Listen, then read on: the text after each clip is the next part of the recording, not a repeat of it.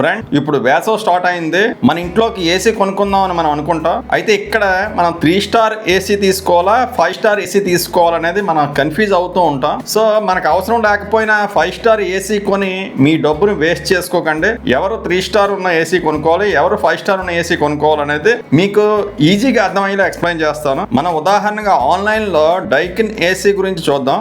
ఇది 1.5 టన్ 3 star AC present rate 33,500 ఉంది. ఇక్కడ చూసారు కదా.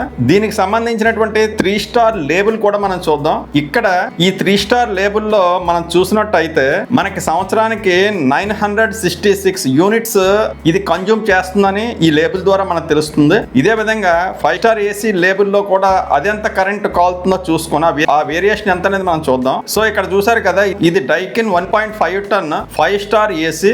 దీని ప్రైస్ ప్రస్తుతం ఆన్లైన్ లో 42,500 ఉంది. దీని యొక్క 5 స్టార్ లేబుల్ కూడా మనం చూద్దాం. ఇక్కడ చూసారు కదా, ఈ లేబుల్ ప్రకారం సంవత్సరానికి ఇది 785 యూనిట్స్ అనేది కన్జ్యూమ్ చేస్తుంది. ఈ రెండింటి మధ్య ఇయర్లీ మనకి పవర్ కన్జంప్షన్ చూసుకున్నట్టయితే 5 స్టార్ ఏసీకి 3 స్టార్ ఏసీకి సంవత్సరానికి 180 యూనిట్స్ తేడా వస్తుంది. సో ఈ 180 యూనిట్స్ ఇంటూ ప్రస్తుతం ఉన్నటువంటి డొమెస్టిక్ కరెంట్ యూనిట్ రేట్ మనం చూసినట్టయితే హైయెస్ట్ మనం 8 రూపీస్ 75 పైసా చొప్పున మనం లెక్కేసినా కూడా సంవత్సరానికి మనకి 1,575 రూపాయలు తేడా వస్తుంది. సో రెండింటి మధ్య ప్రైస్ వేరియేషన్ మనం చూసినట్టయితే 9,000 వేరియేషన్ వస్తుంది. 5 స్టార్ ఏసీ తీసుకోవడం ద్వారా ఈ తేడా వచ్చినటువంటి 9,000 మనకు కవర్ అవ్వాలంటే మనం 6 ఇయర్స్ వాడితే అప్పుడు మనకి ఇది కవర్ అవుతుంది అమౌంట్ అనేది. సో ప్రతి ఒక్కరూ 5 స్టార్ ఏసీ తీసుకోవాల్సినటువంటి అవసరం లేదు. మీరు వేసవి కాలంలో నైట్ 4 to 5 అవర్స్ ఏసీ వాడే వాళ్ళు అయితే మీరు 3 స్టార్ ఏసీనే తీసుకోండి. అలా కాకుండా మీరు సంవత్సరంలో ఎక్కువ రోజులు ఏసీ వాడవలసిన అవసరం ఉంది,